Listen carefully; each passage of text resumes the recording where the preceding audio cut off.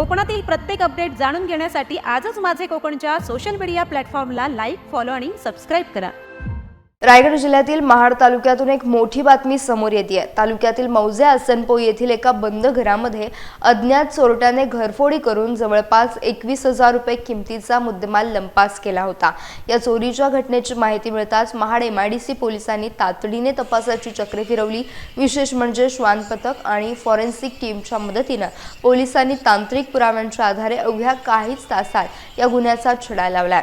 या धाडसी कारवाईत पोलिसांनी आरोपी यश गायकवाड याला ताब्यात घेतलाय। त्याच्याकडून चोरीला गेलेले drill machine, screw gun, drill bit set आणि इतर साहित्य हस्तगत करण्यात आले। या प्रकरणी आरोपी विरुद्ध भारतीय न्याय संहिता कलम 305 आणि 331(4) नुसार गुन्हा दाखल करण्यात आला असून त्याला अटक करण्यात आली। सहाय्यक पोलीस निरीक्षक जीवन माने या प्रकरणाचा पुढील तपास करत आहेत। वेगाने केलेल्या या कारवाईमुळे महाड परिसरात पोलिसांचं मोठं कौतुक होत आहे।